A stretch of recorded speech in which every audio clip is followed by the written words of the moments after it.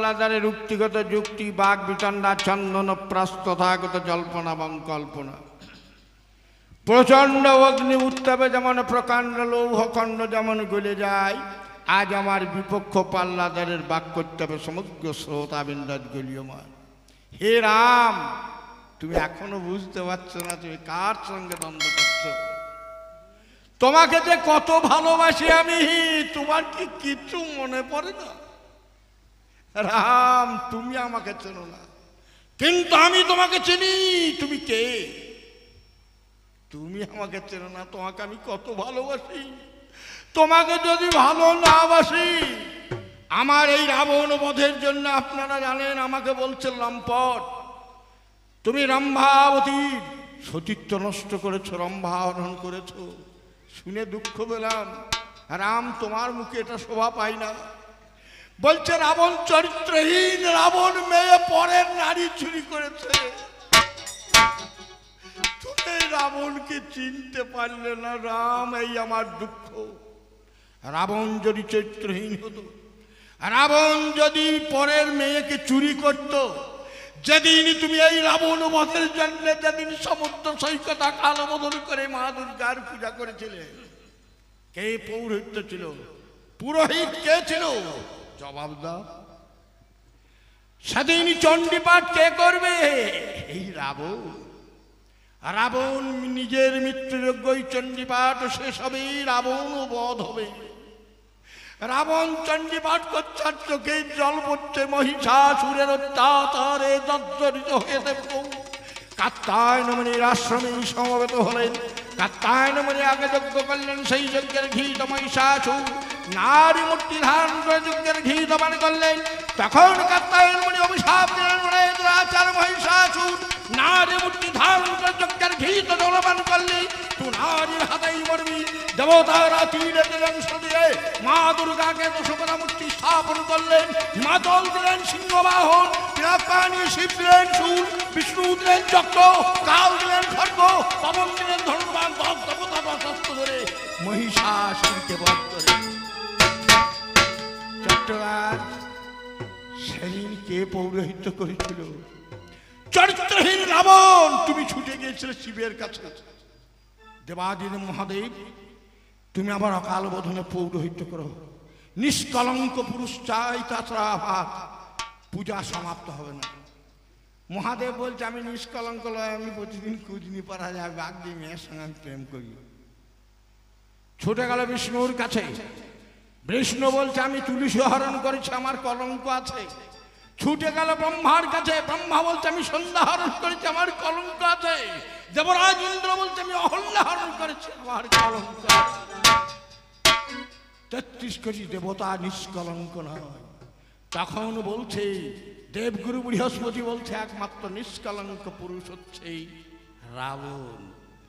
তখন তুমি আমার কাছে গিয়েছিলে পৌরোহিত্য করতে। আমার মৃত্যুযোগ্য ওই পুজো শেষ হলে আমি মরবো, আমি জানছি। তবু আমি জীবনের মায়া ত্যাগ করে তোমার পুজো দিচ্ছিলাম। তাই আমার দোহার বলছে কত ভালোবাসি গো তোমায়, সে কথা তুমি জানো না। তোমাকে আমি কত ভালোবাসি, রইলে আমার নিজের মৃত্যুর যোগ্য নিজে করি। মাননীয় সুধী সমাজ বলছে খুব, কিন্তু জ্ঞান নাই করু তুরপু। গঙ্গা চেরিয়া সার গাদাতে মেরেছে ডুব। যত গলা কথা বলছে একটাও ঠিক নয়। তুমি রাবণকে এখনো চিনতে পারলে না। রাম, রাবণ কে? তুমি ভগবান নাকি? আমি জানি, আমি তোমাকে চিনি, তোমাকে শেষকালে বলবো তুমি কে। আমি জানি, কিন্তু তুমি জানো না রাম। কারণ তোমার অভিশাপ আছে রাম। যেদিন নরসিংহ রূপ ধরে হিরণ্যকশিপুরকে বধ করেছিল, সেদিন বিকট চিৎকারে পৌলস্ত্য পত্নীর অকালে গর্ভপাত হয়। পৌলস্ত্য পত্নী অভিশাপ দিয়েছিল, হে ভগবান, তুমি যত অবতারে যাবে তোমার কিছুই মনে থাকবে না, তুমি আত্মবিস্মৃত। কিন্তু আমি আত্মবিস্মৃত না, আমি সব জানি। তবে আমি এই রাম বিদ্বেষী কেন? আমি রাম নাম বলব না, রাম নাম বলি না, আর বলবো না। মাননীয় সুধী সমাজ, আজ রামের কাছে আজ আমাকে বলতে বলতে বলছে আমি রম্ভাকে হরণ করেছি। রম্ভা হরণ কাকে বলে মা? বলছো তখন তুমি ত্রিসন্ধ্যা কি করে করেছিলে? আমি ত্রিসন্ধ্যা করিনি। আপনারা রম্ভা হরণের কথা জানেন।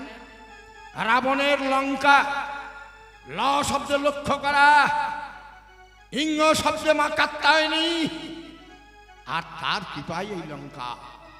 লঙ্কার সমুদ্রের মাঝখানে রাবণ একটা মন্দির তৈরি করেছিল মা কালী।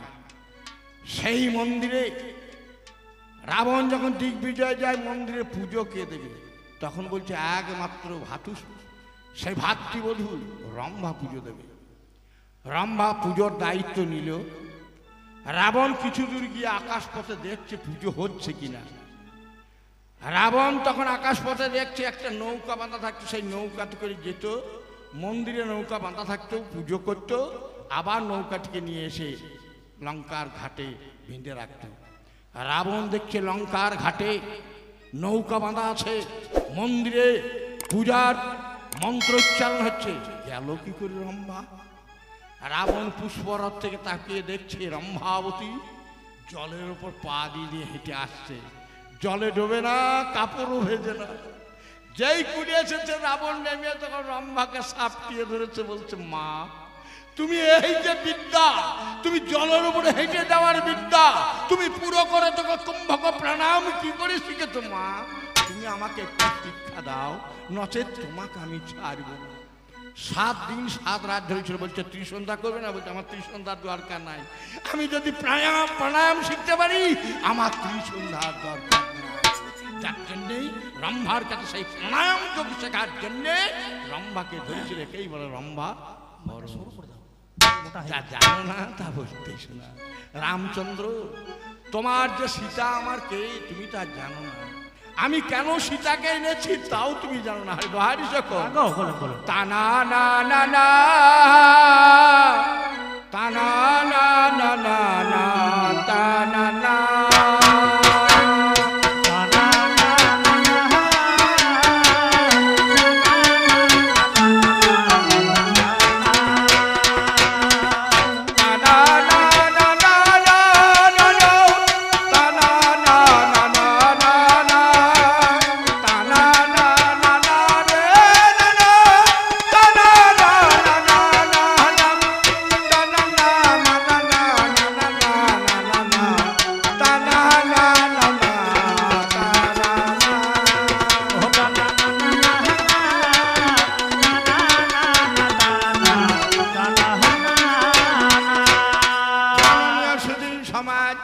অসীম চট্টরাজের কি রাগ? এটা হচ্ছে কলাবরী রাগ। গান শিখতে হয়, এটা হচ্ছে কলাবরী রাগ। ওরে রামা, হে রামা, ওরে রামা, ওরে রামা কেন এনেছি মা? ওরে রামা আমি এনেছি মা, আমি শ্যামা ভেবে অন্তরে। ওরে ওরে আমি ভালো ভেবে অন্তরে।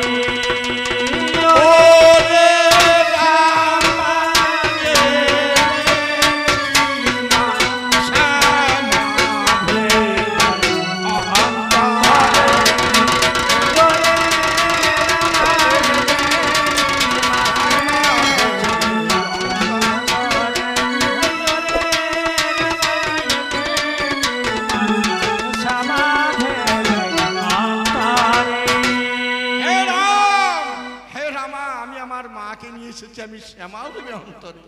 ওরে রামা এনেছি মা, আমি শ্যামা ভেবে অন্তরে।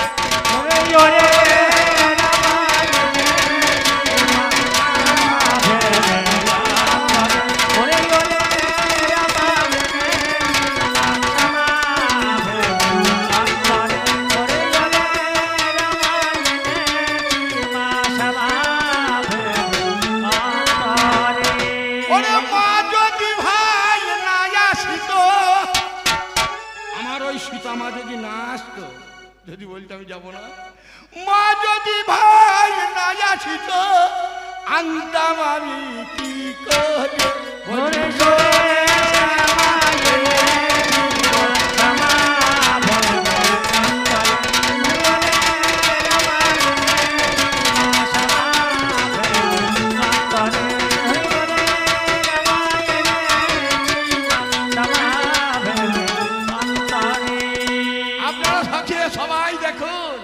রামচন্দ্র আজ বইয়ের জন্য কাঁদছে। যার অঙ্গে লক্ষ লক্ষ কোটি কোটি জীব নারী পুরুষ জন্ম হয়, আজ একটা নারীর জন্য রাম কাঁদছে। ওরে রাম কমলাক্ষী ও তারে ধরে দুই আঁখি, ওরে রাম কমলাক্ষী ধরে দুই আঁখি, সত্যি করে কাঁদছো কেন বলো আজ দেখি।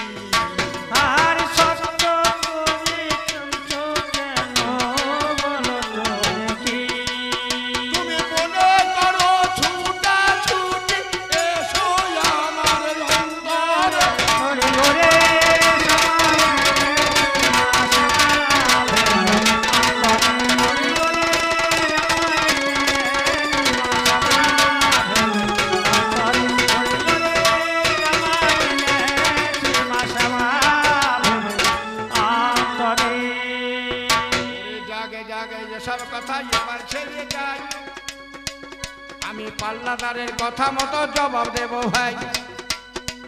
বলে আমার বোন সুরপরাকার স্বামীকে মেরেছি গো আমি। আমার পাল্লাদার বলে গেল রামের ভূমি বলছে তুমি তোমার ভগ্নিপতিকে মেরেছো। সত্যিকারের মা, আমার ভগ্নিপতিকে আমি নিজের হাতে মেরেছি। ওই ভগ্নিপতি যদি বেঁচে থাকতো, ভগ্নিপতি যদি বেঁচে থাকতো, আমার বোন বেঁচে থাকতো না, বোন বেঁচে থাকতো না।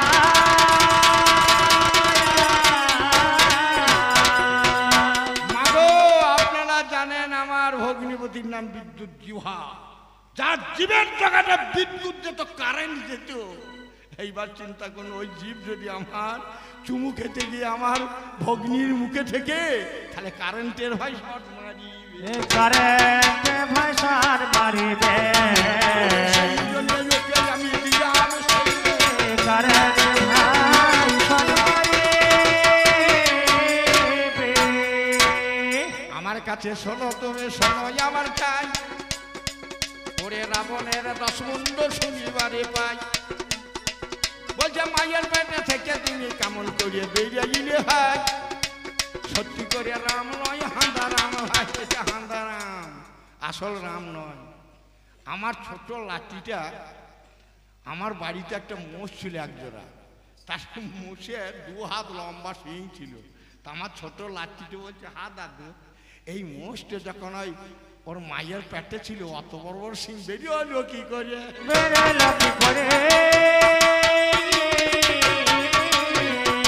আমি বললাম দাদু ভাই, গর্ভ থেকে শিং হয় না, জন্মগত শিং নয়, শিং হলো কর্মগত।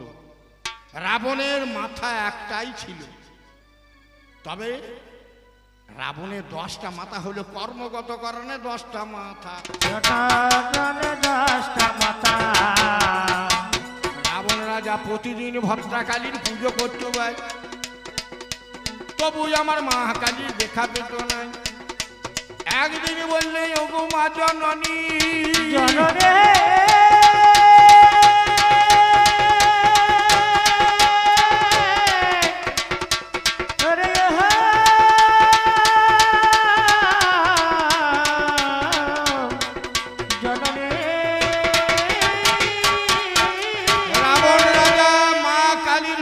প্রতিদিন করছে, কিন্তু শ্যামা মা দেখা দিত না।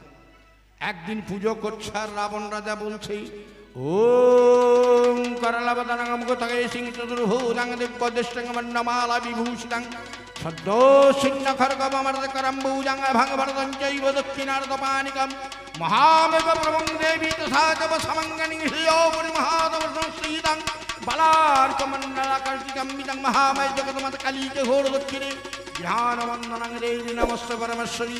ओम सर्वमंगलमंगल्ये शिवे सर्वार्थसाधिके शरण्ये त्र्यंबके गौरी नारायणी नमोस्तुते। মন্ত্রোচ্চারণ করছে আর বলছে, মা মা আমাকে দেখা দে, মা মা কালী দেখা দেয় না। তখন মা কালীর হাতে যে খড়গটা আছে, সেই খড়গটাকে হাতে করে নিয়ে রাবণ রাজা নিজের মাথাটিকে কেটে মা কালীর চরণে ফেলে বলছে, এই নে আমার মাথা লে। তো যখন আমাকে দেখা দিল না, একটা মাথা কেটেছে, রাবণের দুটো মাথা হয়ে গেছে। দুটো মাথা কেটে আবার মায়ের চরণ ফেলে দিল, চারটে মাথা হয়ে গেছে। চারটা মাথা কেটে ফেলেছে, তখন দেখছে আটটা মাথা হয়ে গেছে। আটটা মাথা কেটেছে, তখন দেখছে 10টা মাথা হয়ে গেছে। রাবণ দেখছে আর মাথা কাটলে হবে না, মাথা তো বেরিয়ে গেছে। তাহলে যত কাটবে তত বাড়বে, শোবো কি করে, কাঠে তো শোবার উপায় না, মাঠ ময়ের মতো ঠাড়ো হয়ে যাবে। রাবণ দেখছে 10টা মাথা যখন আমার হলো, তখন আমি আর মাথা কাটবো না।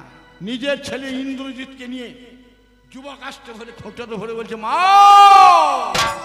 এইবার তুই আমার দেখা দে, নইলে আমি আমার পুত্রকে নর বলি দেব।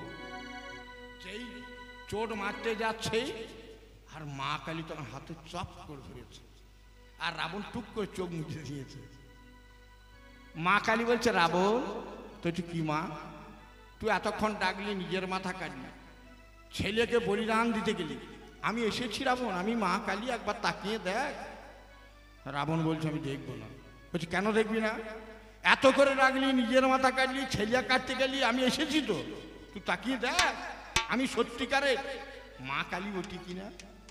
রাবণ বলছে, আমি দেখবো না। বলছি, কেন দেখবি না? বলছে, মা তুমি আমাকে 10টা মাথা দিলে, এক একটা মাথায় 2টো করে চোখ, তাহলে 10টা মাথায় কটা চোখ গো? 10 দুগুণে 20, 20কে বলে 20। রাবণ কাঞ্চার বলছে, মা আমি 20 নয়নে তোরে দেখবো না,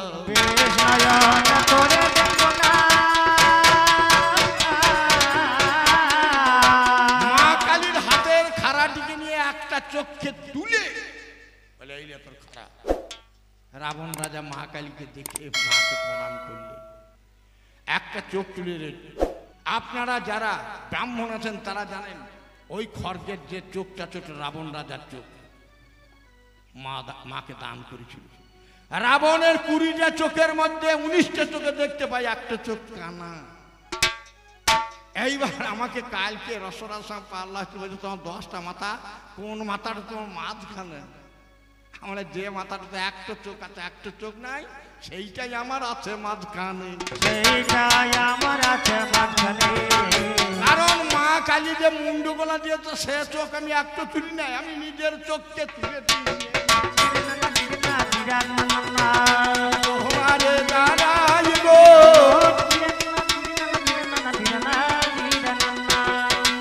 আমার জন্মগত মাথা নাই, জন্মগত মাথা গো, পাল্লাদা তোমার প্রশ্নের জবাব মিটে গেল, প্রশ্নের জবাব মিটে গেল, আনন্দে আবার হরি হরি বলো।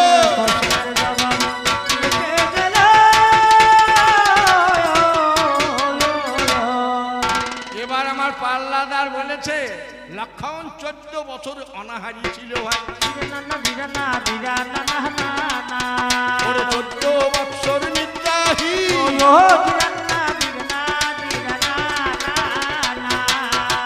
14 বছর নারীর মুখ দেখে না। আমার পাল্লাদার আজ বলে যায়,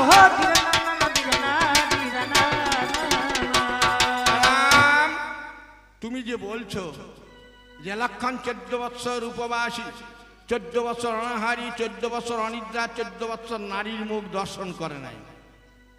মাননীয় সুধী সমাজ, আপনারা জ্ঞানী লোক, রামের বনবাস কদিন হয়েছিল? পিতৃসত্য পালনের জন্য 14 বছর বনবাস হয়েছিল। এখন তো বনবাস অনেক বাকি আছে।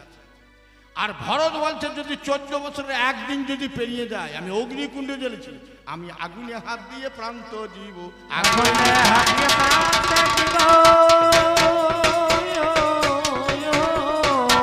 রামচন্দ্র যেদিন অযোধ্যায় ফিরে গেল, সেদিন 14 বছর পূর্ণ হয়েছে, নইলে ভরত আগুনে ঝাঁপ দিয়ে মরবে। রামের সীতাহরণ যখন হইয়াছে, যখন সুপর্ণাকে তখন 14 বছর পূর্ণ হয়েছে। সত্যি কথা বলবে, 14 বছর পূর্ণ হয় না। তাই 14 বছর বলছে নারীর মুখ দর্শন করে না। নারীর কোন মুখটি দর্শন করে না? ওরা নারীর তো কথাই বলে না, একটা মেয়ের 12 মুখী, মেয়েদিকে বলে 12 মুখ, না আপনাদিকে বলিনি, মেয়েদিকে বলে 12 মুখী, মেয়েদের 12টা মুখ আছে। বল কোন মুখটা লক্ষণ দেখে না? কোন মুখটা লক্ষণ দেখে না? ওরে 14 বছর পূর্ণ